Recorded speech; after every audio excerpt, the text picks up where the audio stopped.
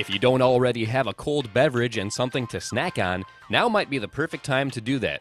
But don't take too long because the show is about to start and you do not want to miss one single second.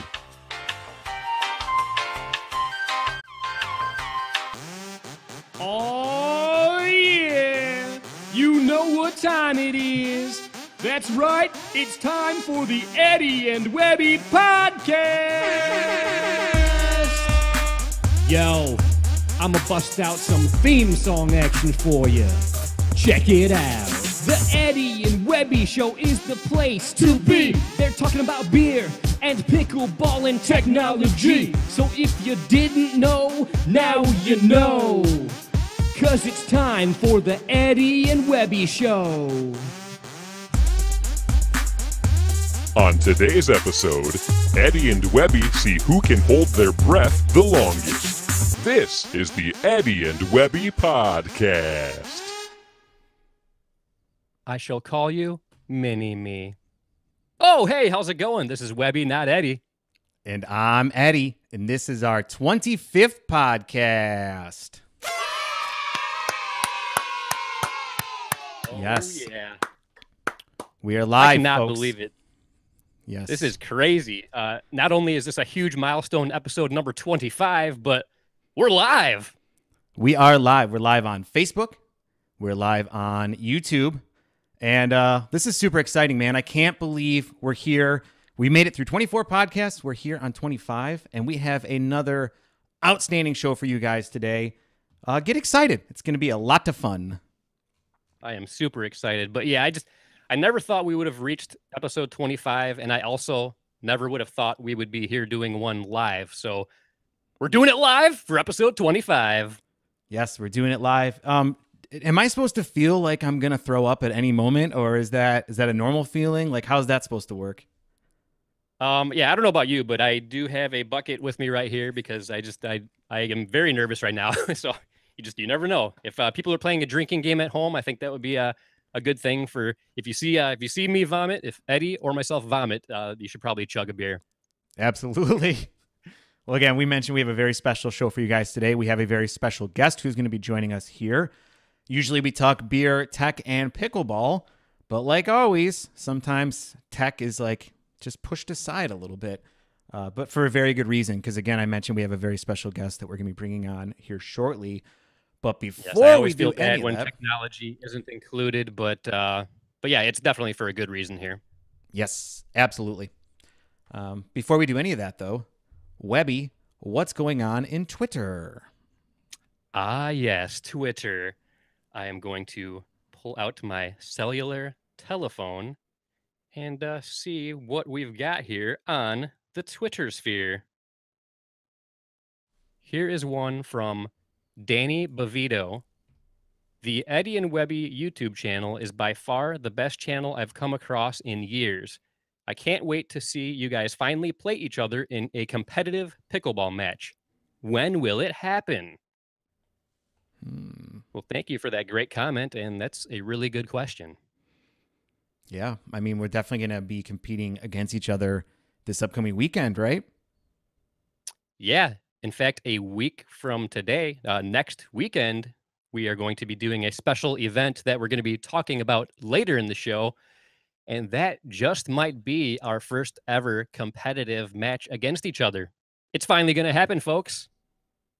Yes, finally going to happen. But, Super excited about that. Great comment, though. Great Twitter comment for sure. Yeah, thank you, Danny. Let's go to another comment here on Twitter. Here's one from Farty McFly. I can't believe YouTube has actually let Eddie and Webby do 25 episodes of this garbage they call a podcast. I'd rather watch paint dry than watch another minute of their show. Ouch. Yeah, that's not very nice, but I mean, we appreciate feedback of all sorts, so thank you for that, I guess. Yeah, thanks for participating. Not a huge fan of that comment, but yeah, I mean, we encourage all participation and all feedback, so thanks for that, I guess. Let's do one more comment here on Twitter. Here's one from Adam Kanye West. At Eddie and Webby, congrats on making it to episode 25. I am confident that you will make it to episode 125 in no time. Keep up the great work. Nice. I like that. Yeah, very inspiring. Appreciate that feedback for sure. Yes. Thank you very much for the comment. Yes. And if you guys want to tweet to us, you can at Eddie and Webby. You can also download the Anchor app, boop, boop, boop, boop, boop, and you can leave us a voice message that we will very likely play on the air if it's good. There's a lot of things you can tweet to us. If, feedback, suggestions, maybe there's a beer you want us to review, maybe there's a tech topic or pickleball topic, please send it on over. Yes. Yeah. Well, I don't know about you, Webby, but I'm really excited to bring on our next guest here. Very excited about this portion of the podcast. Yes, I am super excited. As most people know, October is Breast Cancer Awareness Month. And as anybody that's familiar with our podcast knows, we are huge fans of craft beer. So we couldn't think of a better guest to have on at this time than somebody that founded an organization that combines a passion for beer with raising funds for breast cancer research. So, ladies and gentlemen, we are super honored and excited to welcome to the show the founder of Brewbies Festival, Mel Pierce. Mel, thank you very much for joining us today. Oh, hey guys. Thanks for having me. Super It's a pleasure excited to to have be you here. on. Yeah. Thank you, Mel. That's awesome. I really Yeah, we are appreciate you super guys excited to reaching have out. It you was on. super awesome. Yeah. Yeah, and I just so happened to stumble upon Brewbies Festival on Instagram. And as soon as I found out what your organization is all about, I just immediately tried to get in touch with you because I thought you would be the absolute perfect guest to have on, especially here in the month of October. So thank you for agreeing to be on. This is awesome. Yeah, absolutely. It's my pleasure. I love podcasting and, any reason to talk about beer and boobs. Nice. Two That's great awesome. things. And this is Yep. a huge milestone for us because this is the first time we've ever done a live stream podcast. So you're part of a bunch of firsts for us, a bunch of milestones here on the Eddie and Webby podcast. I love yeah. it. I love it. Yes. So for those listening that aren't familiar with it, Mel, can you talk a little bit about what the Brewbies Festival is? Yeah, so I started Brewbies back in 2010. And it's basically just as,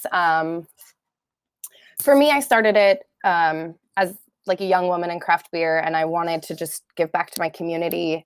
Breast cancer has touched my life a couple of different times. And I just wanted to do something and give back and make a stamp on the people closest to me. So I went to my boss and I said, hey, I want to throw a beer fest. They're like, all right, sure. So I just started this craft beer festival at Pizza Port. The first year it had like 25 beers. 5, I think, of the beers were all pink. Every Pizza Port location made a pink beer, and Lost Abbey made a pink beer specifically for the event. And then from there, it just kind of has grown and grown and grown. And now it's in 2 different cities. There's 50 plus breweries at each one. And every brewery that comes actually brings a pink beer for the event. That is very cool. Now you mentioned how breast cancer has touched your life a few times, and my wife lost a very close friend to breast cancer. So it's anytime there's an event that raises funds for breast cancer research, it's definitely something that's very important to myself. I'm sure Eddie agrees with that as well. And my family, we always do a 5K every year to help raise money. So what you're doing is awesome, and it's just to combine a beer festival with it. I had never heard of that before until I learned about your organization. So that was awesome. Very cool. Thanks. Yeah, I mean, I worked at Pizza Port for a long time, 10 years, and we had done other festivals, and there were a lot of festivals going on. As you know, there's always a beer festival happening. And I just that's what I grew up on. It's what I know. It's what I'm passionate about, is the beer industry. And so I wanted to take something that I really care for and just blend the two. It just made sense, and it happened somewhat organically. And I'm proud to say that I can keep doing it. And I'm super proud that all of my friends in the industry and everybody just comes together so much to support Keep Abreast, which is the organization that we donate all the money to. And, you know, everybody gets on board because, I mean, it's an industry where people really, truly care, and community is super important. So it's, for me, it's next level to have all my friends really supportive and, you know, care about it as much as I do. Yeah, it's pretty awesome. I did a little research here, and I showed that you guys have raised over $450,000 for Keep Abreast education and support programs. That's pretty incredible. Can you talk about like how you became so successful with that? I'm not sure. The whole festival itself has been pretty grassroots. I have a team of close friends that I call the Titty Committee. They help volunteer their time and put on this event alongside me. And it's really like just the community around it. It's all the brewers that come. It's all the people that come. It's all the brands that donate to support. It's all the sponsors that are contributing to help cover the cost of the event. Cover the cost of the event. It's just, I don't know. It's just, I don't know what makes it successful because it's not my branding or my marketing. It's just the community of it, I think. Now, did you say, is this a yearly thing or do you have multiple events every year? Every year we do it in San Diego. This February will be the 10th annual, hosted at Bagby Beer Company. Bagby was my boss at Pizza Port and is also my mentor. And his wife, Dandy, is one of my best friends. So it's just as much their festival as it is mine. We've done it all 10 years together. And then in April, I host it at Faction Brewing, which is up in Alameda, like East Bay, San Francisco area. And it was just, these little ideas kind of have always sparked from like, you know, drunken nights at the Great American Beer Festival where, you know, I'm like, I want to do something cool in the community. And then, you know, Roger from Faction one night at GABF was like, you should do it at my place. So this April will be the 4th annual up there. So it just kind of keeps growing organically and keeps happening. But yeah, it's fun. Awesome. That's really cool. So you said April is when you have the next big event? February will be the 10th annual in San Diego, and then April will be in San Francisco area. Oh, nice. That's yeah. great. Very cool. And then maybe, just maybe in 2019, we'll branch out and do some, maybe East Coast, maybe Denver, maybe Austin, putting the feelers out. If anybody has a nice big brewery they want to, you know, throw a party at, let me know. I think there's a couple big breweries in Michigan. I'm not sure. There might be a couple.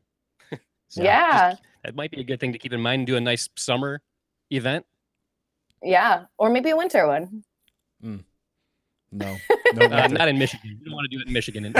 We do have some in the winter in Michigan, but I don't recommend it. Maybe a fall event. That would be perfect. Yeah. We did a Pizza Port years ago, which I'm sad there was only one ever of this festival. We did Barrel Blast in like the middle of January. I think it's probably in like 2009, 2010, somewhere in there.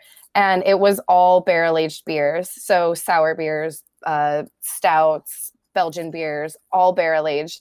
And in San Diego, there's not much weather, but it was just this beautiful, like misty, kind of cool gray day. And it was like perfect to drink all that like good, big, warm beer. It was like so nice and perfect, but we never did that event again. And it was so sad because it was so fun. Sounds it's delicious. Such delicious beer. Yeah. Maybe Nice. someday. So I say we learn a little bit more about Mel, and hopefully I'm not diving too deep into your personal life here, but what is your favorite style of craft beer? Oh, I don't know. I love so much beer. I would think anything that's just not necessarily a style, but in like the 4.5% range. Because I like beer and I like to drink beer.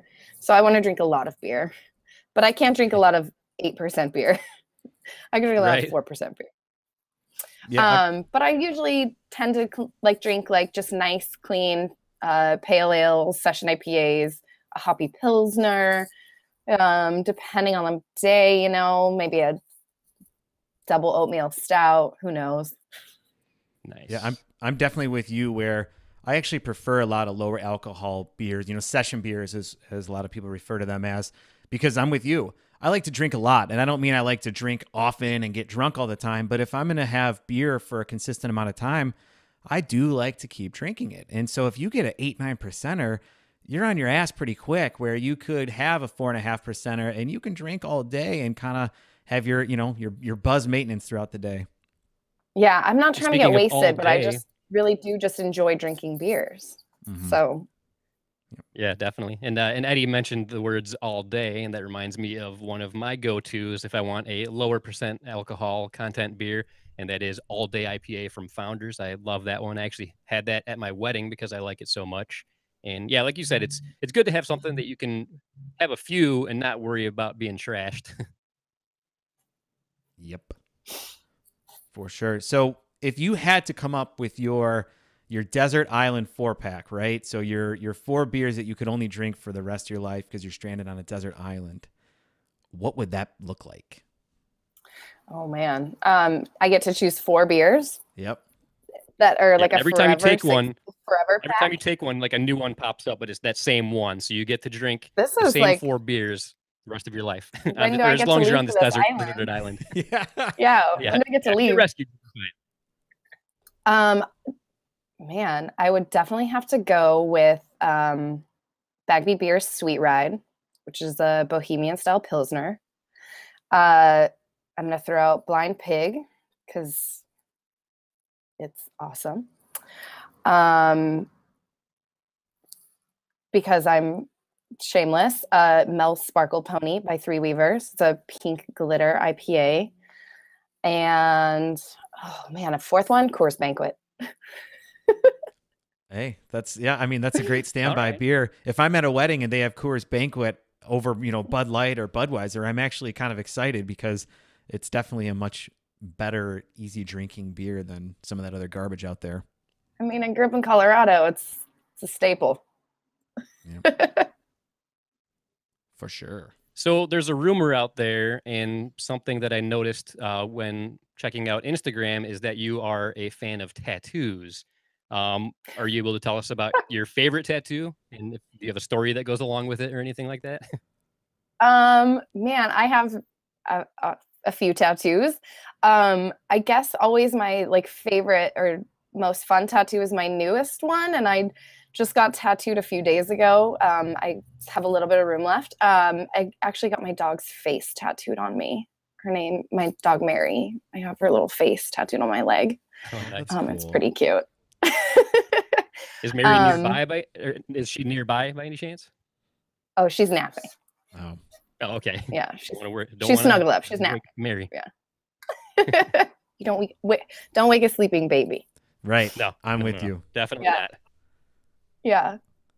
Oh, that's cool. Do you guys have tattoos?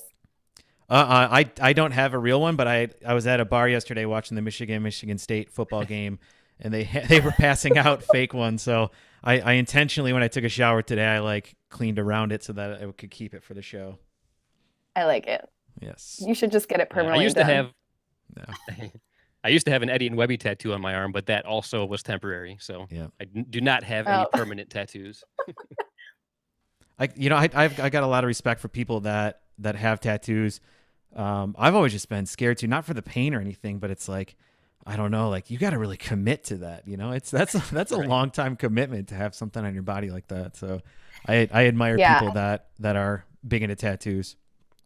I think I'm past the point of no return. So from here on out, it's just go for it. Yeah. Oh, that's cool. Yeah. So a lot of, we have a lot of topics we talk about on our show, but one of them is pickleball. So we ask all of our guests, have you ever heard of or played pickleball? So super fun. I have never played pickleball, but a very dear close friend of mine is a pickleball champion. Her name is Nancy Jo Darden. the founder of Keep Abreast, Shani Joe. It's her mother. And her and her husband live in Mexico part of the year. And their little community where they live has pickleball tournaments weekly. Wow. And that's their thing. She's a pickleball player. Very nice. Yeah.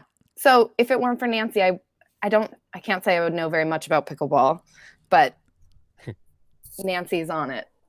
That's awesome. I mean, it's not often that you hear people that know pickleball champions. So that's pretty cool to hear. It's a good story. Yeah. I thought maybe Speaking we could of phone a pickleball friend champions. and like bring in Nancy, but Yeah. But speaking of pickleball champions, I'm not sure if you noticed it, but Eddie and I do both have gold medals around our neck. What? Yep, from the Beer City That's Open. awesome. But now we didn't necessarily get these because we played good, but that doesn't matter. No. Doesn't That's beside matter, the no. point. It's beside the point. We still have them, and we wear them proudly. That's for sure. That's awesome. But speaking of pickleball, Wait, tell me more about Ed- pickleball though. Sorry, I need to know more. oh yeah, definitely. Don't mind if I do. But yeah, speaking of pickleball, Eddie and myself, we actually have a special event coming up next weekend that we're going to be part of. And it also goes along with Breast Cancer Awareness Month. It is called Dink for Pink, and it's in the city of Grand Haven, Michigan. And what it is a group of us that it's a fundraiser to contribute to research for breast cancer. And it's going to be a lot of fun. And it's like a team situation where like there's teams of 6 people. Eddie and myself are not on the same team. So at some point, we are most likely going to be facing each other in a Mhm. competitive match against each other. Oh, yeah. Yes. That's gonna be a lot of fun. I'm pretty excited for it, man. I'm heading up to Grand Rapids Thursday, and then we have the tournament Saturday in Grand Haven. So it's gonna be a fun little weekend visit up there in Michigan. I hope the weather is not as crappy as it has been, though. Yeah, hopefully it clears up. But I'm super excited. I can't wait for it. And but to answer your question about like what pickleball is, think of a blend of tennis, ping pong, and badminton. Just toss those 3 things into a blender, spit it all out, and you've got pickleball. But it most closely resembles tennis, and it's like the court is about half the size of a tennis court. The ball is a Right. wiffle ball, and the paddles are kind of like ping pong paddles. There's not a rubber surface to it like a ping pong paddle, but it's bigger than a ping pong paddle. And I feel like that's the best way to do like a quick little summary of Yeah. what it is. And I feel like anytime anybody plays it, they become addicted right away. Yep. Fun. Yes. You guys should do a pickleball tour. Just recruit people. Yeah, that would be awesome. There's actually a lot of connections between pickleball and craft beer as well. I can't remember what episode number it was, but we had on Andrew. He's out of Houston, Texas, and he has a company called Pickle and Pints, where he goes to breweries, sets up some temporary pickleball courts and nets, and has the people come and play in tournaments or just play recreationally at the breweries. And there's a lot of good cohesion between craft beer and pickleball, and so that's why I feel like they fit so nicely together. That's awesome. Yeah, craft beer fits in with everything, right? I mean, It really does. It really, really does. yeah, there's not a whole lot it doesn't mesh well with. Yeah. So far, it's working pretty I good. feel like one of these And days. it's not I feel good like with one of these days driving. Mel- right? Yeah, that's true. But I feel like one of these days, Mel and Andrew should join forces and like do a big festival, like a Pickle and Pints collaboration with Brewbies Festival. Get something going there. I could see that being a huge Yeah. hit. Combine just add See? some pickleball to the mix. I love it. Maybe I'll have pickleball at Brewbies. Oh, that would be cool. Little pickleball court at Brewbies. Yeah, now you're That would be- talking. You guys will have to, Very cool. but you guys are gonna have to come and set it up and like do it because like you're in charge, not me. Done. Deal. Yep, Consider it done. Okay. consider it done. Okay, cool. That's awesome. Just tell me what I need to get, and you can build it and put it all together and organize it. That sounds great. You had mentioned a beer earlier called, what was it, Mel's something? Can you say that again? Mel's Sparkle Pony. Are you the Mel in Mel's Sparkle Pony? Yeah. So can I say that is probably the most badass thing I've ever heard? You have a beer named after you. Yeah, I do. So That is pretty badass. being that it's pretty awesome, but being that, every year we have different breweries make pink beer for Brewbies. I'll go and I'll actually brew beer with some of the breweries, and Alex, who owns Three Weavers, she made a pink beer for the Women's Beer Forum at Eagle Rock Brewery, and which was like a monthly educational beer event at the brewery. And in October, they do it for Keep Abreast. And we were talking about Brewbies and getting ready. And, Alex is like, I'll make you anything you want, any kind of beer you want. And I was like, okay, can you make me a sparkly beer? And she's like, yes, I can. And that's how Sparkle Beer was born. Nice. That's awesome. And so over the years, that was probably like 4 years ago. Over the years, she's refined the glitter and really like dialed in the recipe and knows precisely how to make the best sparkle beer. And it's awesome. That's and awesome. Now there's like a trend of sparkle beer happening all over the internet. I want everybody to know. Facebook Live, Eddie Webby Live. Alex from Three Weavers is the OG sparkle beer. He's the OG, nice. Or she? She. That's awesome. Yeah. That's very cool. cool. Yeah, to have a beer named after you, man. That's I feel like that's when you've made it in life. It's like you have a beer named after you that you get to help brew too, which is pretty cool.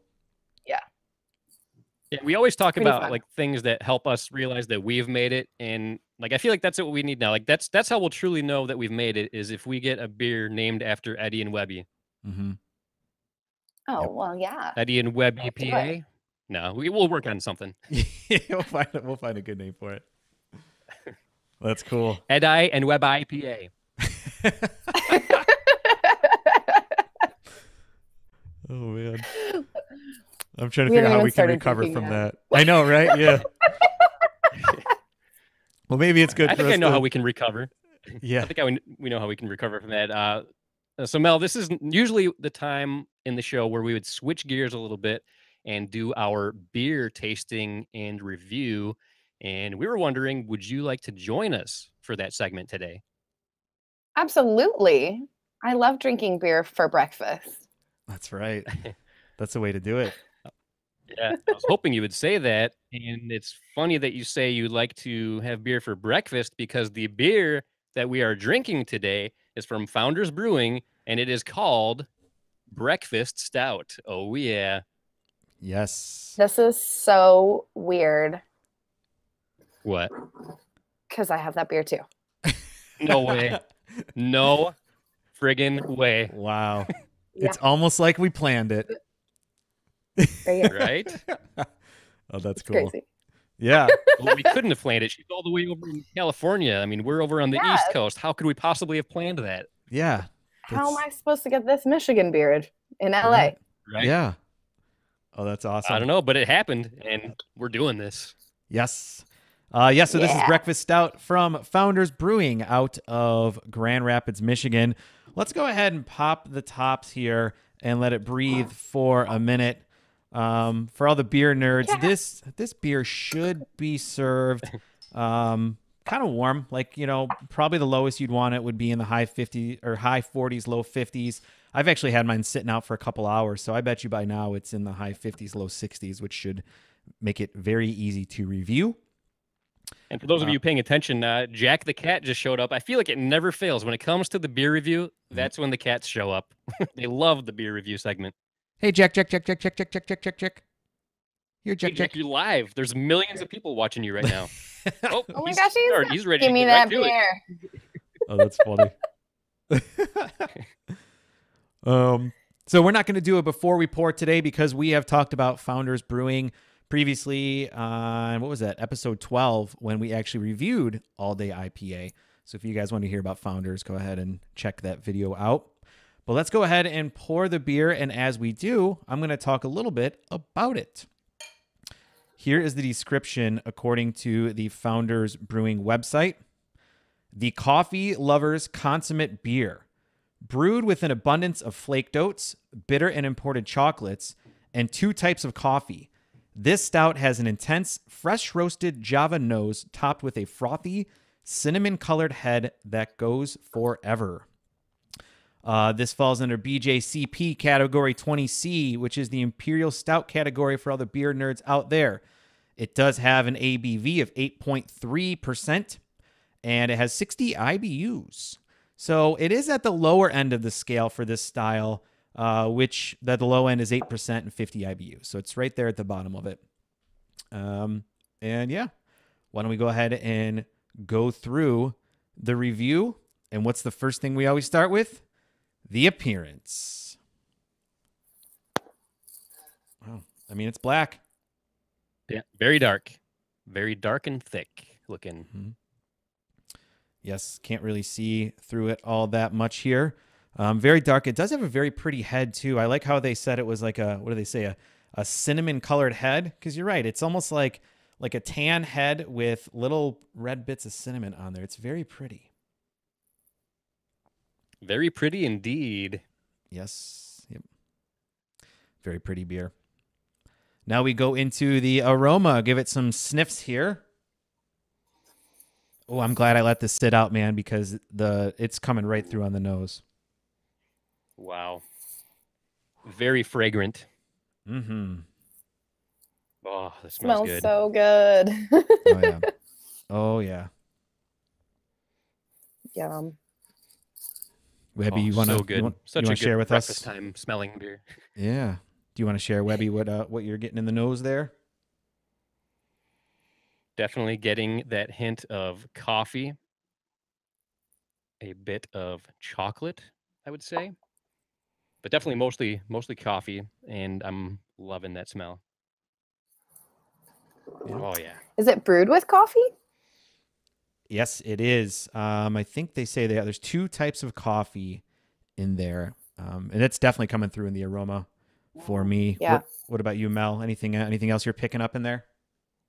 I'm getting tons and tons of like bitter chocolate, which I love. It's like warm and inviting, but my beer has only been sitting out for probably an hour and a half. So I'm holding it like this to get it warmed up.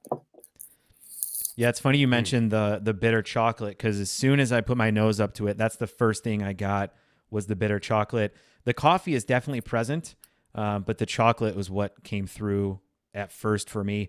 I am getting a slight kind of boozy aroma too, but it's not unpleasant at all. I mean, with 8%, you're probably going to have a little bit of that.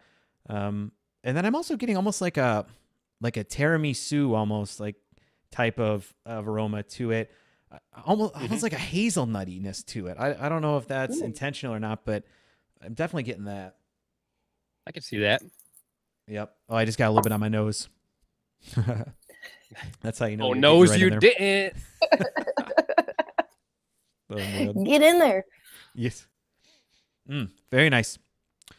Why don't we move on to my favorite part of the review, the flavor. Give it some sips here. Ah, yes. I love that part as well. Don't mind if I do. Okay, cheers. Cheers. Cheers. Cheers.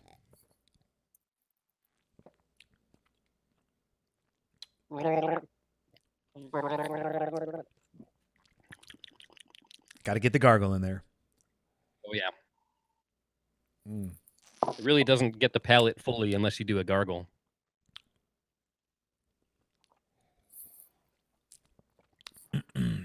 Wow. I need like some coffee cake with this for my breakfast. Yeah, that would be good. Be like a This would perfectly make balanced breakfast right there. Yeah, this would make a wonderful breakfast beer for sure.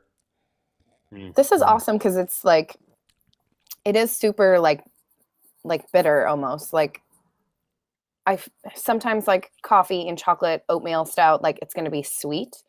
And this is definitely like roasty and bitter and like full bodied and like you're drinking a cup of coffee. Yeah. Yeah, definitely more on the bitter side, but in a good way. Like I love the bitterness that this beer offers. Yeah, it's funny. It's different than a hop bitterness in the flavor. Mm-hmm. It's almost like a bitter chocolate, almost like a baking chocolate or baker's chocolate. Is that what it's called? Like Yeah, I a think so. 100% like cacao, like Mhm. just straight. Yep. Just like cacao in your face. Just, yeah. Cacao. Cacao. Boom. No, I totally agree. I mean, you're definitely getting that coffee through. To me, it's almost like an espresso-y kind of coffee, like a very heavily roasted coffee. Not an acidic Starbucks kind of coffee, but like a real nice, heavily roasted coffee. And it balances super well with the maltiness of this. I mean, the flavor of this beer is incredible. You're right. It's 8%, but it's not overwhelmingly boozy at all either. So it's almost dangerous because I could see myself drinking a lot of these more like a 5-6%er. And what a great breakfast beer too. I mean, I could absolutely, you're on vacation, you're up north and it's fall and the leaves are coming down and you wake up and it's jeans and sweatshirt weather and you want something to get your day going. I would reach for this any day of the week. If this would go well with a cup of coffee next to it, it would go well without it. I mean, there's a lot of areas in my life where I feel like this beer would fit in for sure. Yeah. Absolutely. Yeah, I'm loving it. Yeah. Mouthfeel we've talked about a little bit. Definitely medium full body. Carbonation level is very nice. It's, I would say medium to medium high carbonation. I'm not getting any alcohol astringency or anything at all in the mouthfeel. Very well balanced. You can tell that this beer has, been dialed in when it comes to this style. So very nice. Very nice. Yes. When was the last time anybody impersonated Borat? That's the first time I've done that in many years. Yeah. I don't even think YouTube was around then when that happened. My wife. He's like sleeve of wizard. Anyways. Yeah. So Mel, anything you want to add about this beer from your overall impression? I mean, nothing too profound. It's delicious. It's exactly what it's called, a breakfast stout. Like I said, I just wish I was like at a cafe having breakfast with you guys. Mm-hmm. But this is the next best thing. Nice. Yeah, I actually went someplace that a brunch place. I think it was I forget what city I was in, but they offered alcohol and they had breakfast stout on the menu, and I can attest that it definitely is a great beer that goes along with breakfast or brunch. Yep. Or lunch, dinner, snack, dessert, or a snack. This would be a great dessert beer too. I could see this with like vanilla ice cream, or even like a brownie. Oh yeah, like something like that. Yeah. Mm-hmm. Or definitely even some chocolates. I bet you if you had like strawberries or something. And that's what I was thinking. Like, think about like a raspberry chocolate. I think that this would go perfectly with something like that. We very the much first so. few years of Brewbies, we made cupcakes and decorated them to look like boobs, and all of the cupcakes were made with beer, so they were like different flavors. So this would be perfect for like the German chocolate cake, but using this as like the liquid instead of milk or whatever they use in cupcakes. Something lame like that. I don't know, those normal thing. Right. Those normal ingredients. Right. That's awesome. Yeah, but I love baking with beer is fun. Perfect right now. Do you have experience baking with beer outside of that? A little bit, just like, at home, fun. Yeah. Trying to make cupcakes with different things. Nice. I've made a lot of cupcakes with like Avery's beers. They have like a lot of like cool Belgian beers that are like spiced. Like, I think I made like a lemon poppy cupcake with White Rascal. I did a German chocolate cake with their, they have like a Belgian triple. I can't remember what it's called. But anyways, beer and cupcakes. Right. Makes what sense. else do you need? Beer and cupcakes. Yeah. That's all you need in life. Yeah. That's awesome. Well, great review. So usually at the end of our review, Webby and I, we take turns determining if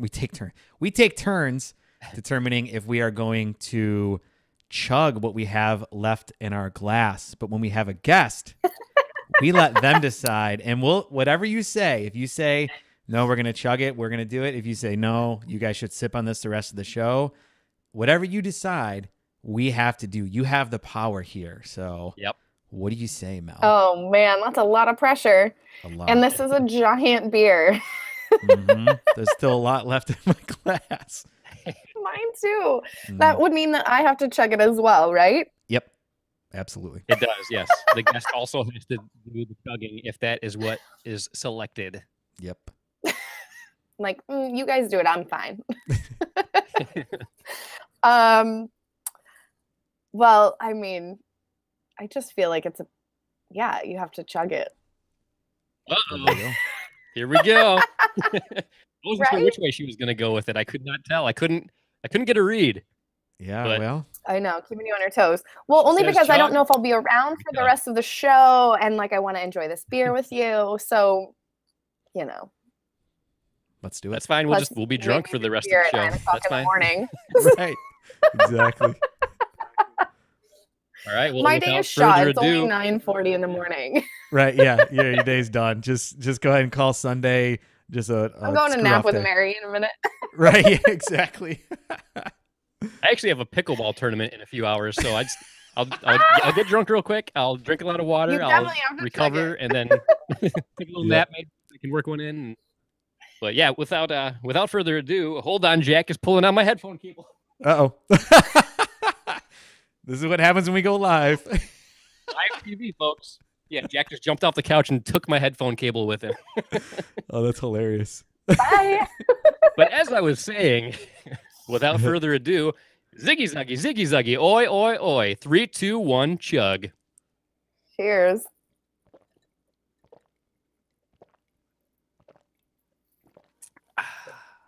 Wow. That was quite enjoyable to chug. Yeah, that was surprisingly easy and enjoyable to chug. You're welcome. Yes. Good call. Yes, thank you. Good call on that, Mel. I never would have thought that would have been a good chug beer. No. Not saying that I'll ever chug it again, but it wasn't that bad to chug. No, next time I do have an extra one in my fridge, so Nice. We can- Nice. share that one later. Yes. Yeah, I do. I love this beer. To me, it's such a good, well-rounded stout. People that prefer like a sweeter type of beer, maybe not so much because it's definitely not as sweet as some stouts I've had. But to me, it's my go-to for a perfect stout. Whenever I'm in the mood for a stout, it never disappoints. I love it. Yeah. Yeah, it's not Delicious. sweet at all for an oatmeal stout, which I kind of enjoy. Mm-hmm. Yes, one of my favorites. I'm glad we got a chance to finally review that beer. And it's a Michigan beer. We like to review local beers, which is cool. So very nice. Thank you for that, Mel. I gotta Have say, you guys been to this brewery before? oh yeah, Sorry. Oh yeah, yep.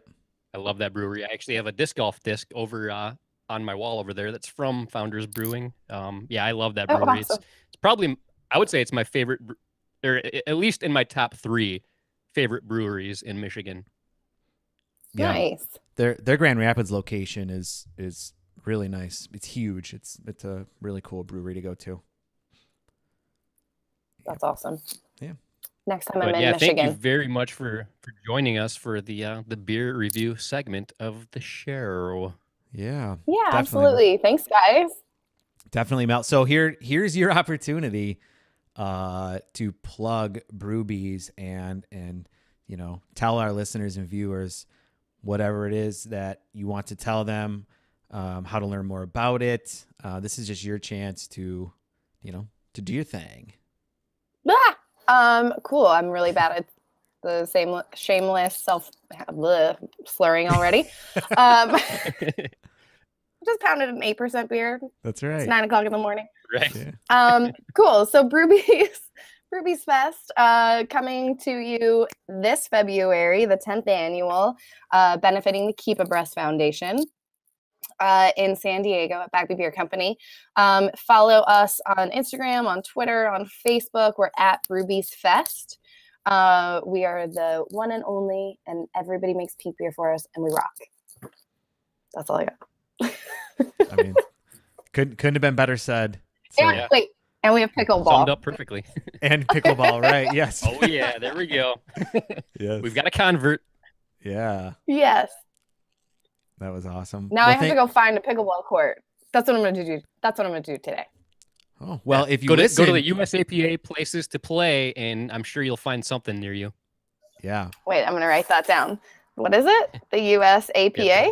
Do a search for USAPA places to play, and you should be able to find something near you.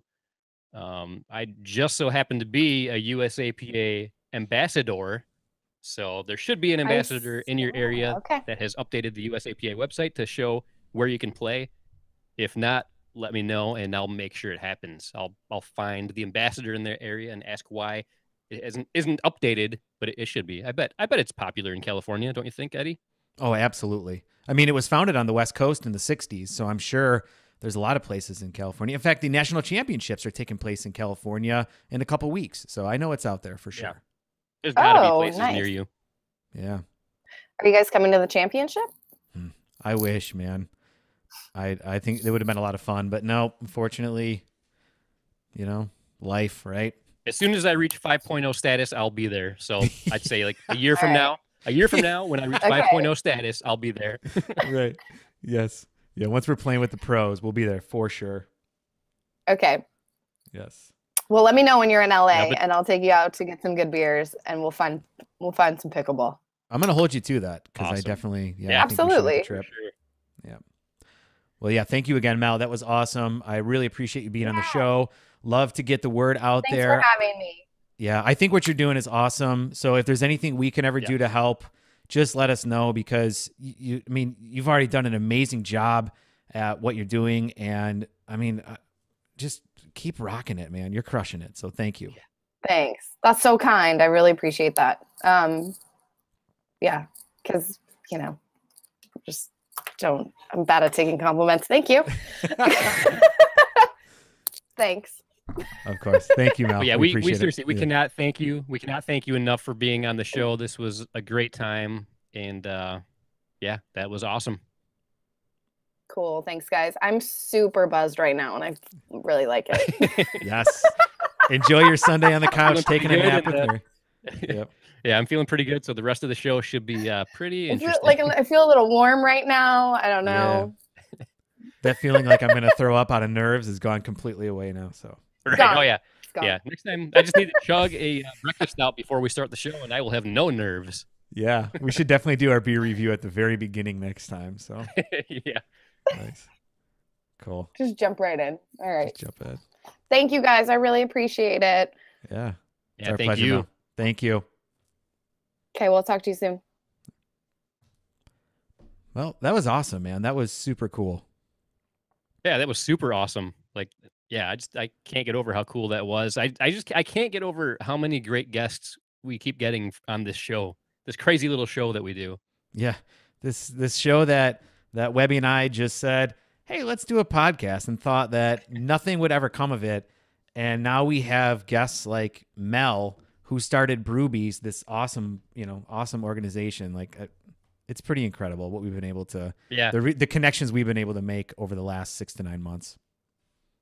Yeah, I absolutely love it. And I've said it before. It's funny that like you had to talk me into doing this podcast. I didn't even want to do it just because I didn't think anybody would ever want to listen to what I have to say.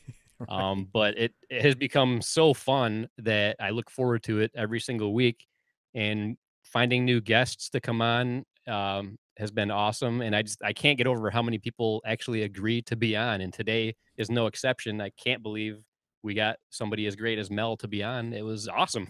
I forgot to ask her if she came on because she actually felt bad for us, like a lot of our other guests probably came on for. So right. Yeah, she sees that we have like 5 Twitter followers, and just felt super bad for us. Yep. I mean millions. I mean 5 million. 5 I mean, million yeah, followers. five- That's what we have. Yeah, We only have 5 500 million. Right. 5,000 million Yep. followers is what we have. 5 trillion. Yeah, we're crushing it. No, that was cool. We still have a lot of show for you guys here today, so We do. why don't we jump into it? I think we have some updates we want to go over with you guys real quick, right? We do. We have quite a few updates and some really fun updates. For anybody that remembers, we recently had a lot of really cool contests, and we have some photographs of the winners of these contests. Contests. Contests. I just got an accent out of nowhere. But yeah, that breakfast stout is definitely kicking in. Good. But yeah, we've got some people showing off the prizes that they won from the contests. And why don't we start off with the winner of our disc golf disc, which is probably one of my favorite prizes that we've ever given out. During the episode that Avery was on, we had somebody that answered our question to win the disc golf disc, and that person was L. Charlie Bishop. That is who left a comment on the YouTubes. And if you look right there, you'll see Mr. L. Charlie Bishop holding his disc proudly. Yeah, congratulations. L. Charlie Bishop. Yeah, that was pretty cool, man. That but disc we is also- awesome. You can actually see right there. I got one of those discs behind me, and they're really nice, man. They're really nice discs. Yeah, you can't quite see it. If you see something white in that corner, that's the disc. It's just a little bit out of frame, so you can't quite make it out. But I love that thing. It's another one of those things that it's so pretty, I'm afraid to actually use it when I go play disc golf. So I just hang it up on my wall. But maybe one of these days I'll give it a throw or two. Nice. Awesome. What else? But Do we have any other winners out there that we want to be able to talk about? We do. For episode 20, another milestone of ours that we had in the past, we gave away not one, but 2 Eddie and Webby t-shirts. And I do believe we have photos of the winners of that as well. And there they are. We've got Mervette and Carly proudly showing off their Eddie and Webby t-shirts. So that's awesome. I love the fact that people even watch the show that want to try winning our stuff. So that's awesome. This is a testament to show there are people out there watching and liking what we're doing and winning awesome prizes as a result. Yes. I love giving away prizes too. It's always fun to give those away for sure.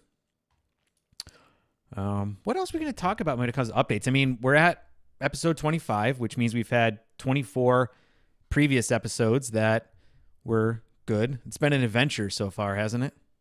Oh yeah, it's been an amazing adventure. I mean, just looking back at episode 1, I recently watched it, and I remember being extremely nervous. I was nervous before today's episode, but I was 10 times more nervous before that one, and that wasn't even live, just because I had never done anything like that before. I didn't know what we were getting into.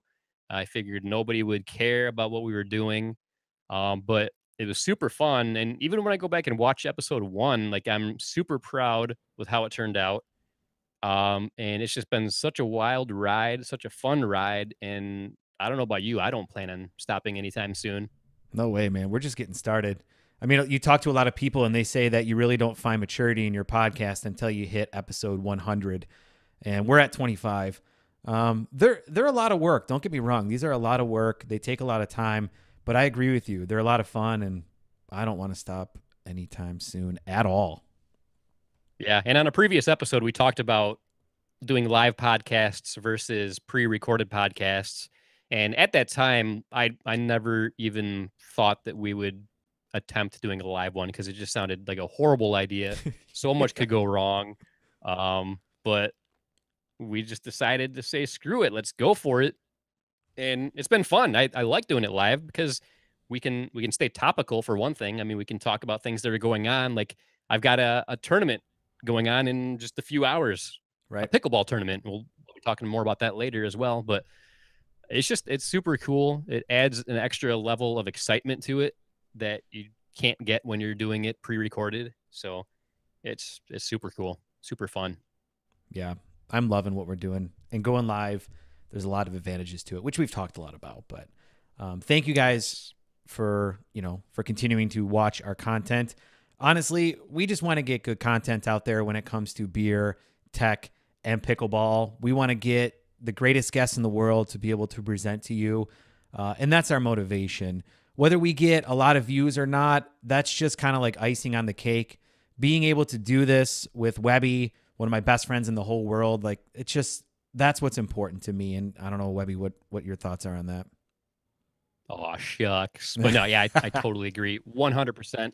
I mean, the main reason we started this was for a way for us to hang out. I mean, because we're living across the country from each other. So it's like we're hanging out on a weekly basis, even though we're across the country. That alone right there has been super rewarding and fun. But the fact that we're doing something that people are actually enjoying and we're getting amazing guests to be on, I mean, it's unreal. And I love every bit about it. And one thing, we're going live. One thing that I neglected to do so far was make to acknowledge people that are watching live and commenting.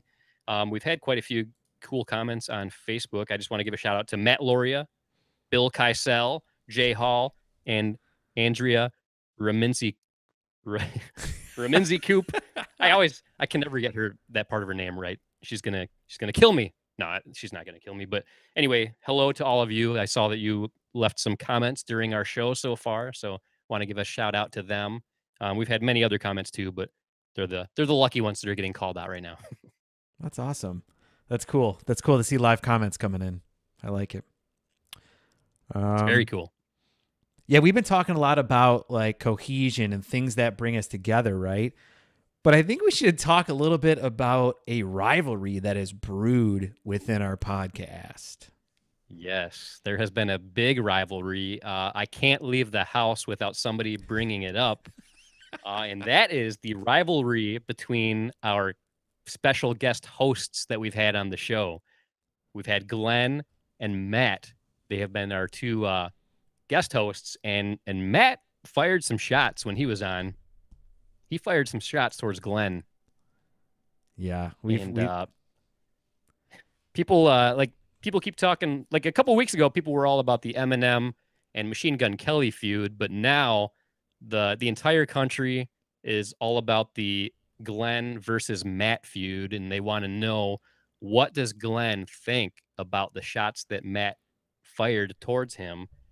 And we were expecting to have a reaction from Glenn to show on this episode, but we actually haven't heard anything at all from Glenn yet. I feel like we're TMZ right now. Like we're covering all this like celebrity drama that's going on, but right? I love it. Yeah. So yeah, we haven't heard from Glenn. He hasn't reacted, which I don't know. I mean, what can that mean, Webby? I don't know, because like the word on the street was that for this milestone episode 25, this is the platform Glenn was going to choose to make his big response that everybody's waiting for, but not one thing so far. And I feel like that can mean only one of two things. Either Glenn just isn't a fan of our show at all, hasn't even watched, and doesn't even know that Matt fired some shots, or Glenn is scared of Matt. Yeah. Those are the only two options out there. It's literally the only two things that could be happening right now. Yeah.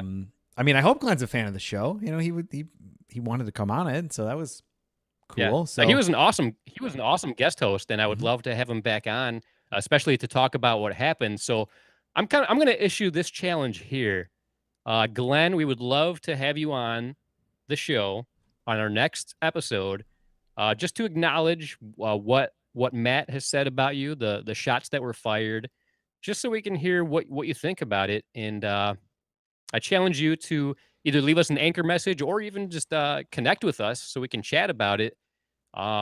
If we don't hear from you by the next episode, then I feel like we have no choice but to declare Matt the winner of this feud.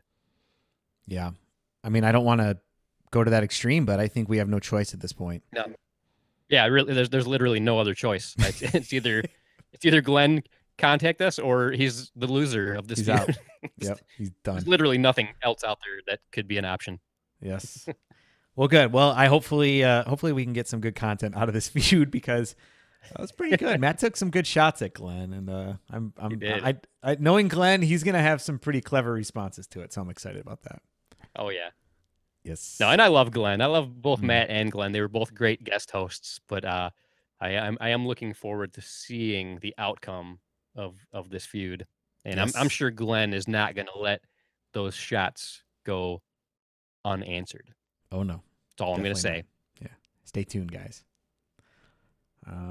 What else? Oh, we got actually you said Bill Kysel. Didn't he wrote a comment in Facebook. He actually left us an I think it's anchor Bill message. I think it's Bill Kissley. I think it's Bill Kissley. Kissely. Bill Kissely. Yeah, he left us an anchor message that I want to play. And he actually had some good questions in there. So let's go ahead and play that now. Hey, Eddie and Webby. Just calling in, seeing if you had any tips for getting started playing pickleball. What gear do you need? That kind of thing. Also, maybe tips on where to find a good place to go get your first game in. My little buddy Will wants to say hey. Hi, what dinosaurs do? He just wants to know what dinosaurs do. All right, talk to you later. Love the show. Nice. That was cool. That was great. Yeah. So I heard 3 questions. I heard to get started with pickleball, like what equipment do you need? Then I heard where do you find places to play? And then thirdly, what dinosaurs do, right? Did I get that right? Yes. Yes, that is absolutely right. Those are 3 very good questions. Yeah. One of those questions I already dealt with earlier. I'm as far as like how to know where to play, go ahead and go on the USAPA website and check out places to play. If you have an iPhone, there's an app for that. USAPA places to play. Go ahead and pop that open and check that out. What about question 1? What do you think they need for that? Well, so when I first moved down here and started playing pickleball, I went on Amazon and I bought a cheap set of wooden paddles and some balls. The balls ended up being indoor balls, and we only play outdoors, so they didn't work very well. But if you are interested and you want to make like a $30 to $40 investment, there's a lot of inexpensive options on Amazon that you can actually get. You can start with a wooden paddle, right? And then work your way up to some of the composite materials like Webby and I both play with. But I think that, definitely, just getting something is good. And then going back to your second question, which I know Webby talked about, which is where do you play? Sometimes people there might have extra equipment for you too. So if you maybe even just show up to one of those places when they have open pickleball and ask and be like, hey, do you have a paddle recommendation? Do you mind if I borrow one? They might be open to it. And thirdly, when I go and I play at East Naples, home of the US Open, they have a pro shop there. And they actually have demo paddles. So I know, Paddle Tech and Gamma and Onyx. I don't know about Onyx, but at least Paddle Tech and Gamma, Selkirk, they have demo paddles there, right? And so you can actually play with it while you're there. So that might be another option as well. I would just think, do you want to spend $30 to $40 and make a quick Amazon investment? That's a good way to do it. Do you want to find a place to play that has a pro shop and will let you borrow their paddles? You can try that as well. But to me, what's most important is that you just get out there and try it. And if people do have extra equipment, just knowing how the community is, they're going to absolutely be totally willing to help you and provide equipment if necessary. Absolutely. And the first paddle I ever bought, I actually bought a 2-pack on Amazon. It was only $25. I got 2 wooden paddles and 3 outdoor pickleballs. And that was totally fine. I used that for probably the first 2 or 3 months that I was playing pickleball. And like the cheap paddles, they work totally fine if you're just getting started and you want to see if you even like this game.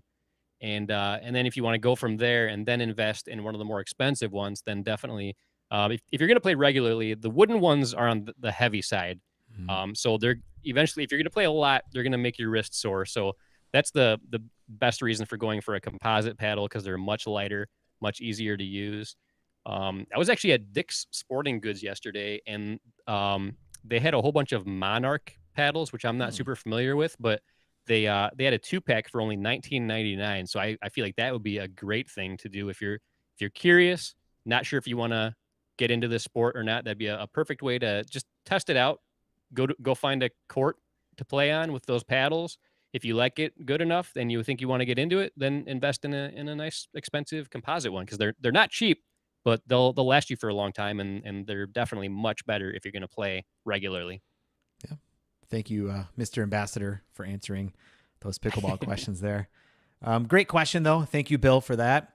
The last question though, I don't know how to answer. What do dinosaurs do? They eat things. I mean, I know the T-Rexes, they like to eat lawyers that are in outhouses. That happens. I know.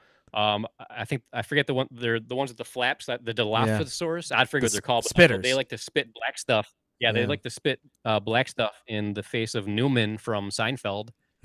I'm sure there's other things dinosaurs do, but that's all I can think of right now. Yeah, that's it, man. We gotta think more about that. But that was a great question. I mean, I've always loved dinosaurs from a very young age, and that was a very valid question. And I wish we had a better answer for you, but yeah, it's a tough one. Yeah. Well, good question. Thank you for that. Guys, download the Anchor app. Leave us messages. We like we've shown here. We'll play it on the air and we'll answer your questions.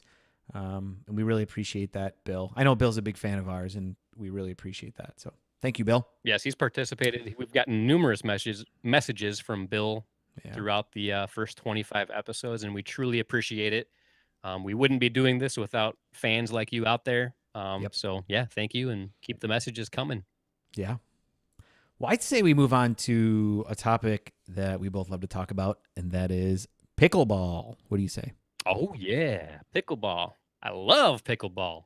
Yeah. Before we jump into a lot of the topics we have, Dan Kreider actually reached out on YouTube, and Dan, I got to meet last weekend at the Battle for Bardmore. He actually grew up in Michigan, in Southgate, Michigan. So he actually, for all the Plymouth Christian Academy baseball teammates that I played with, we actually played against him because he went to Inner City Baptist, and we played against him in baseball. So it's kind of cool to get that connection while I was there. Yeah. But he wrote in YouTube and said, Eddie is better than Webby at pickleball.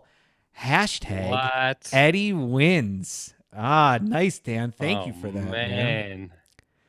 Yeah. Those are fighting words right there. I don't know about this. Well, I don't like that comment at all. I mean, I appreciate the comment, but doesn't mean I have to like it, and I don't like it.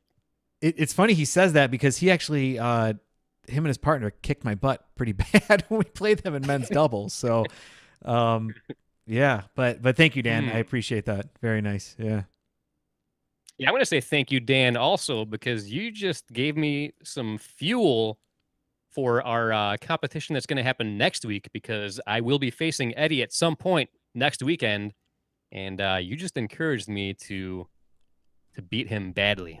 Yeah, I hope you do, man. I think that I'd feel good losing to you if you have some good shots. But yeah, well, let's talk pickleball. Before we get into anything, though, I actually think I need to do something real quick. I'm gonna go ahead and take my headphones off for a second. I won't be able to hear you, so just go ahead and just bear with me for a second. Okay.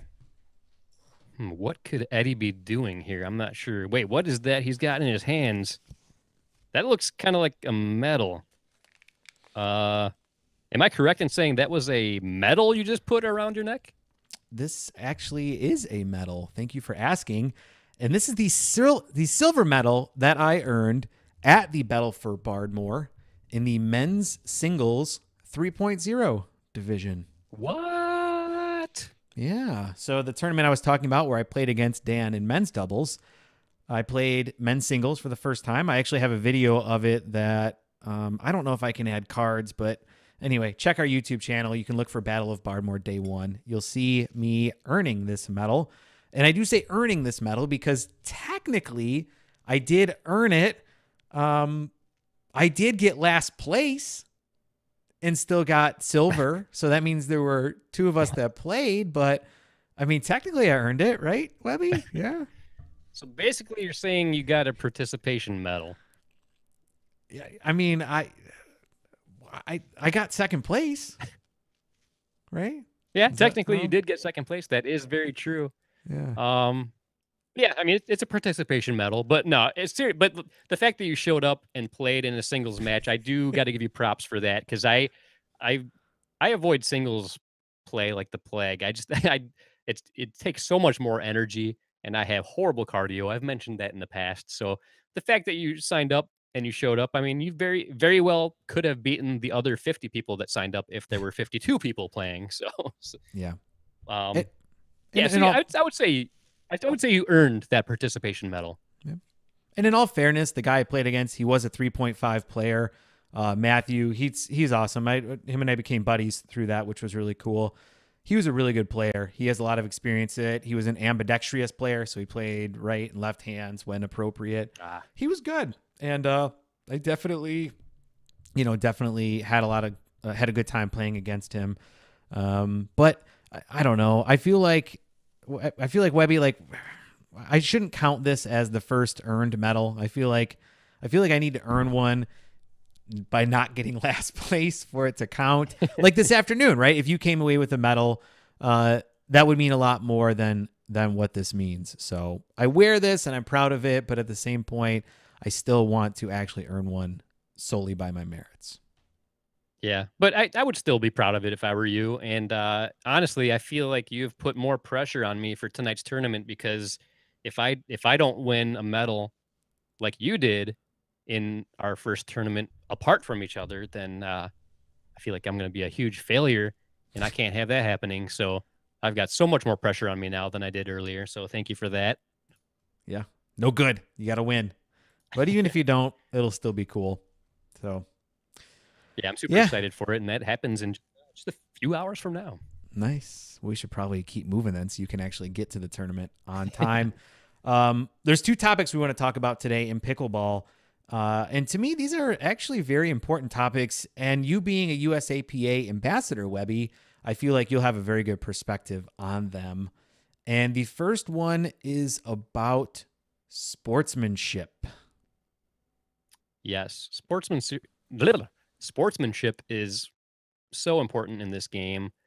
To me, there's nothing worse than a poor sport. So if somebody is not playing very well, and they take it out on themselves, or maybe they'll say that the other team like hit a ball out when they didn't, just because they feel horrible about losing and stuff like that. I mean, it ruins the integrity. It ruins the fun aspect of the game of pickleball. So, I mean, whenever I play a team, if somebody destroys me or if it's a close game and I lose, like, I always appreciate just the fact that I'm playing the game, and I'll acknowledge if somebody's playing better than me, and it just encourages me to play better. But there are some people out there that that's not the case. They'll either do whatever it takes to win, whether that's like stretching the rules or like trying to make it seem like somebody hit a ball out of bounds when they didn't, or just taking it out on themselves, just being super hard on themselves. Just sportsmanship is super, super important. And it just bugs me so bad when I see somebody that's a poor sport. What are your thoughts about that? Yeah, I mean, my experience playing in my community, playing at East Naples, playing in the Beer City Open, playing in the ladder league that I just started last Tuesday. Sportsmanship and pickleball go hand in hand, right? I've met the greatest people in the world through pickleball. Some of the nicest people, the greatest sportsmen. They're extremely competitive, but they have a very great level of sportsmanship to them. So to me, they kind of go hand in hand, to the point that when you see the opposite of that, it sticks out like a sore thumb. And last weekend at the Battle for Bardmore, which I've talked about a couple times here, I got to see firsthand just what poor sportsmanship actually looks like. I don't know how specific I want to go with this. I don't think I'm going to name names or anything like this, but for anybody that was there, you'll know exactly who I'm talking about. So there was a younger guy and his dad who were playing in men's doubles. And we're actually going to talk about them in the next topic as well. But they were playing in men's doubles together, and they were not very fun to play against. I talked to a few people that actually got the chance to play against them, and it was not fun at all for them. It was a lot of very negative things that were kind of coming from them. There was a lot of trash talking. There was a lot of frustration. And there was also a lot of very combative challenges to line calls. So if I'm on my side and I'm playing against somebody and I call it out, if there's not a line judge or a referee for that match, that call lives with me. It lives and dies with me. And if I call it out or I call it in or I hit it, that's up to me. And I understand that maybe sometimes you can get frustrated. I know that there were a couple times when I've played in tournaments where the other team has called it out when I didn't really think it was, but it's like a fleeting moment of frustration because you know that the call ultimately lies with them, right? And when playing against this particular team I'm talking about, any questionable call, there were paddles thrown. They would storm off and try and go and get one of the tournament directors to come over and referee the match going forward. They weren't very good at like just kind of, playing the game and understanding why you're there, and that's to have fun and compete in this great sport of pickleball. So I got to see firsthand, man. And fortunately, that seems like it's the exception to the rule, but it sucks, man. And I saw the frustration that their opponents had, and it just made for a bad experience for a lot of people. Yeah, that is very unfortunate. And like you said, it's like an exception to the rule because like a huge majority of the people I play pickleball with are awesome people, and they're great sportsmanship. But with anything, there's always a few people out there that just are not good when it comes to sportsmanship. So I definitely have witnessed that before. I've played recreation pickleball on a team with somebody that like you could just tell they were not making correct calls. They just wanted to make sure everything went our way. And like almost got into an argument with one time with somebody I was on a team with just because I was like, dude, that ball was clearly out. That's not right to say that ball was out. And it's just I just don't get how people can be so adamant that what they say is the right way, even though I'm sure they know they're incorrect. I just don't get that mentality. Yeah, I'm with you.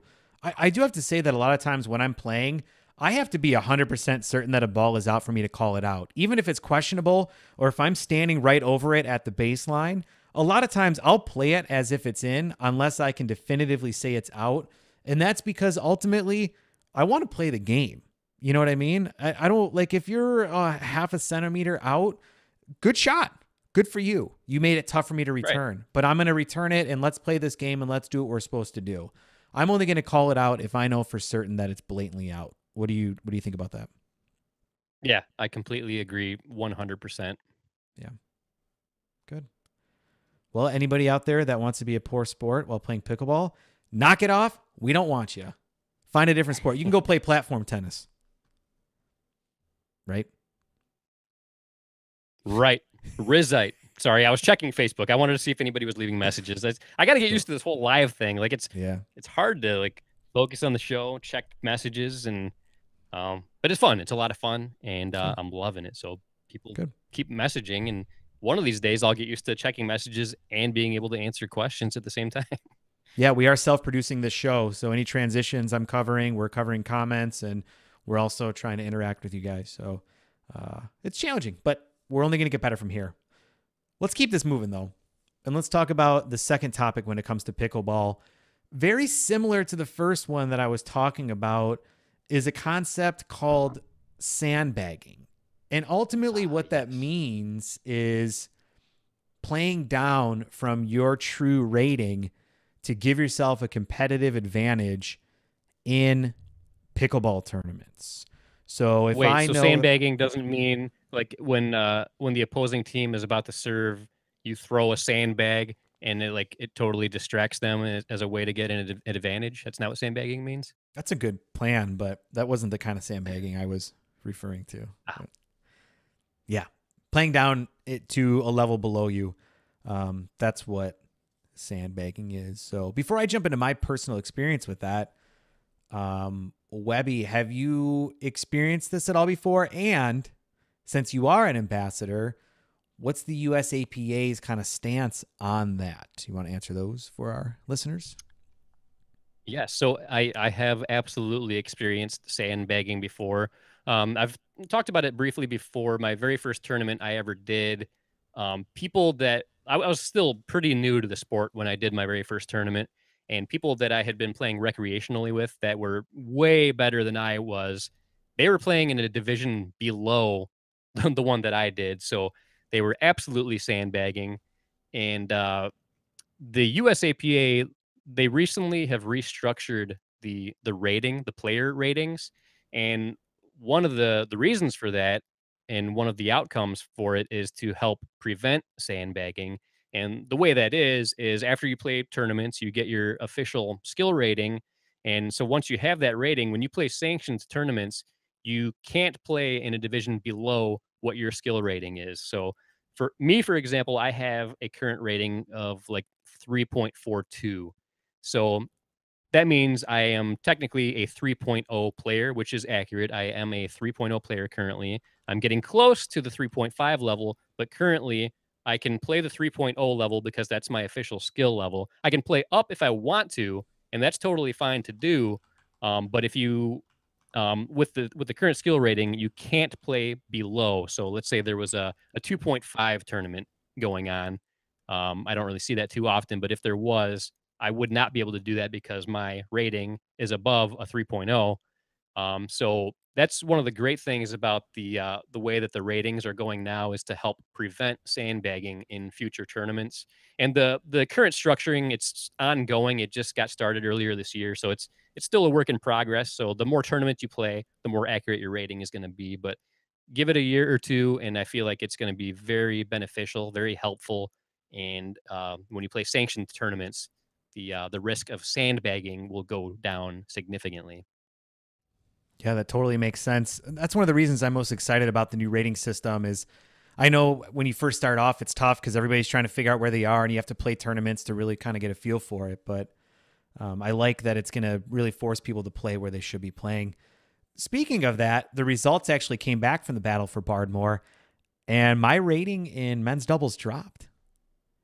What you said, Oh, yeah, I'm now a 3.450.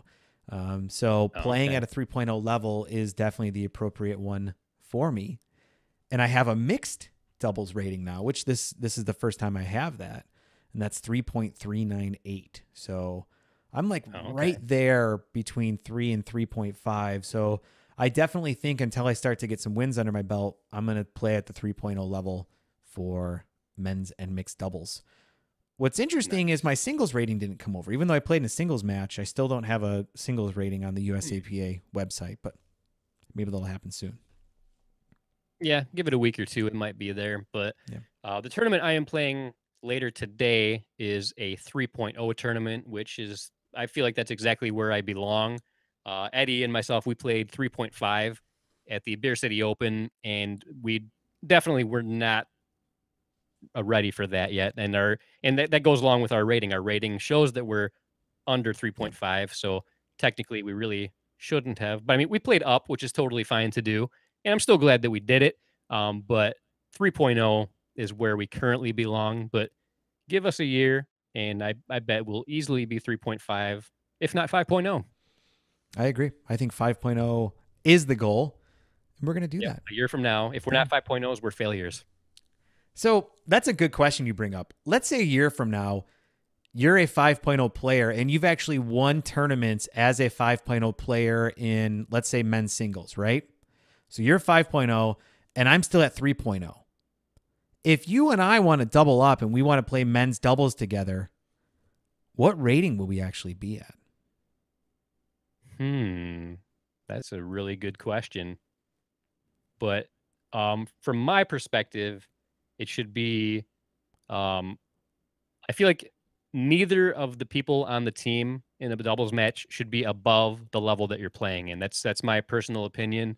I'm still pretty new to the USAPA, so I don't know the official USAPA standpoint on that, but I think they agree with that. I think you need to be both in the same level. Like somebody can absolutely play up. So let's say a 3.0 wants to play in a 3.5 doubles along with somebody that's legit a 3.5. definitely that's good to do. That's totally fine to do. But I don't necessarily think a 3.0 player and a 5.0 player can join forces to play in a 3.0 tournament. Well, that's actually exactly what happened last weekend at the Battle for Bardmore. So What? the men's doubles team that I was talking about earlier when it comes to sportsmanship, they also played men's 3.5 doubles. And just 2 days before, one half of the team, the younger guy, he won men's singles 4.5 and 5.0. So he won. Wow. Yeah, he won like the highest level you can go in men's singles, and then partnered with someone who was probably more of a 3.0-3.5 player and entered in men's doubles 3.5. And that didn't seem right to me. It kind of seemed like, we talked a little bit about sportsmanship. It seemed like they were just doing that to try and win rather than actually align themselves with who would be a better competitor. I mean, to me, that would be like me calling up Kyle Yates, right? And being like, hey, Kyle, I know you're, probably the best pickleball player in the world right now, and I'm a 3.0 player. Let's play down to 3.5.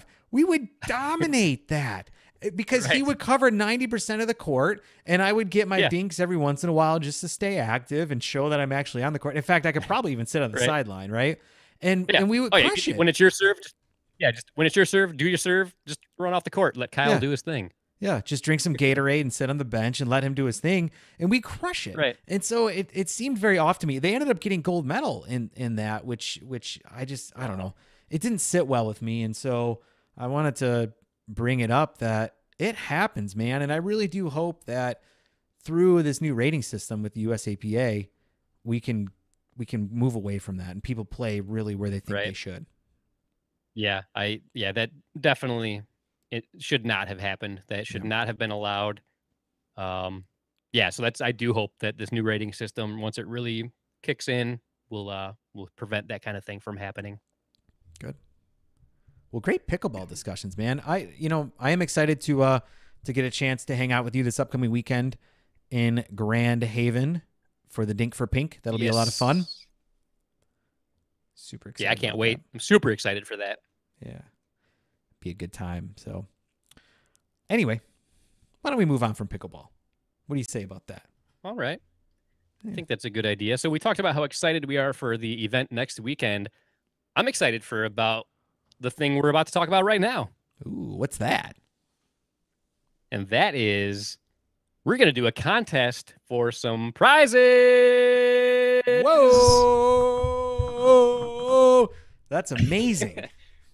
We can't have a milestone 25th episode without some kind of contest and giveaway. I mean, that would just be crazy talk. Yeah. I mean, it is episode 25. So, Webby, what do you think for this milestone episode we should give away in the upcoming episode? Yeah. What do you think?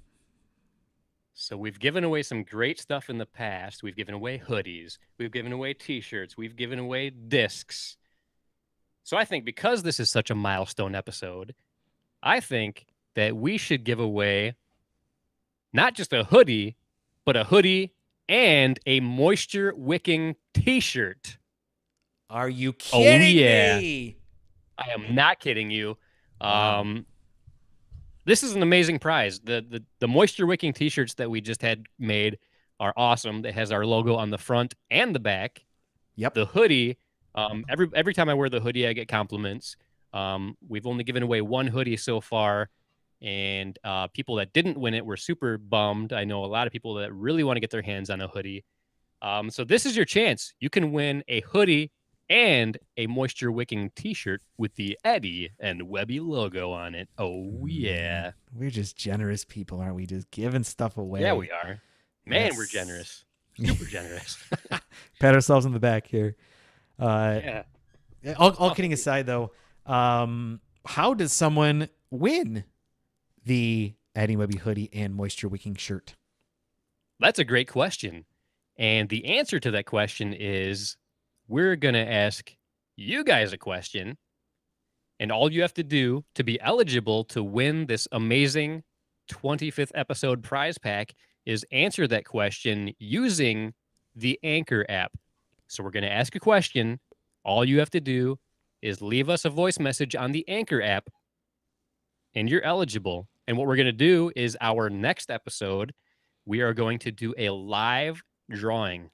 That's right. Live. Everybody who leaves an Anchor message with the correct answer, their name is going to be put into the official Eddie and Webby drawing hat right here. And we're going to pull out a name, and that person is going to win the hoodie and the t-shirt. Yes. Really excited for that. That will be coming up in an upcoming episode.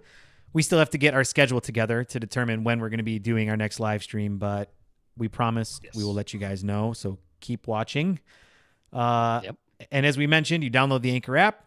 You leave us a message with the answer to this question that I'm going to read for you right now. And what is the question? Ooh, I'm glad you asked. The question is, what is the name of the upcoming tournament that Eddie and Webby are both playing in next weekend? And what city is this tournament being played in? So you need to know a two-part question. Yeah, so these are for dedicated fans who listen very closely to every word that comes out of our mouth. You need to know the name of the tournament, and you need to know what city it's being played in, and that's happening next weekend. And we've talked about it a few times on the show, so we talked about it this episode. We've talked about it in a previous episode briefly. So yeah. I think it's very fitting that this is a two-part question, because you're going to win not one, but two amazing pieces of Eddie and Webby merchandise. Yes. So get those Anchor messages in, guys. Get yourself into the drawing for those prizes. They're impressive. Yes. Yeah. We've been going on for an hour and a half now. So what do you say we shut this thing down, huh? Yeah, I think it's time. Looks like most people bailed on this live podcast anyway. So yeah. Well, we only have 1.3 million watching right now before we had 5 million. So yeah, the previous 500,000 million people, they're not all watching anymore. Some of those people dropped off, but hey, that's their loss, because they probably don't even know about this epic contest that we just mentioned. So for those of you that are still sticking around and still watching, that just increased your odds of winning. So go ahead and hop on that Anchor app and send us the answer. Yes, absolutely.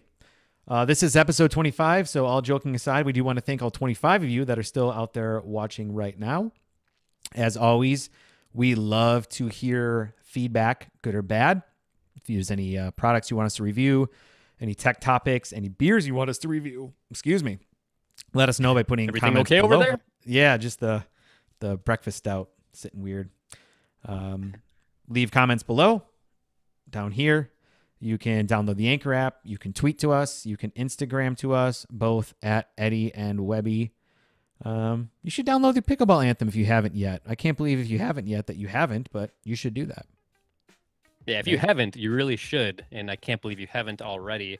And we've mentioned it before, but we're actually, we submitted it for the best hip-hop song about pickleball for the Grammys that are upcoming in a few months. Yes, we have. Super excited about that. Yeah. So this has been a great show. Our first live stream. I think we should do it again, Webby. What do you think? I think so. That was awesome. I was super nervous beforehand. I learned from this episode I just need to chug a breakfast stout before doing the episode, and I'll be totally fine. Yeah. Yeah, that was awesome. I again, thank you very much to Mel for being on the show. She was an amazing guest. That was very cool. Yes, absolutely. Great show. And on that note, I'm Eddie. And until next time, this is Webby, not Eddie, signing off.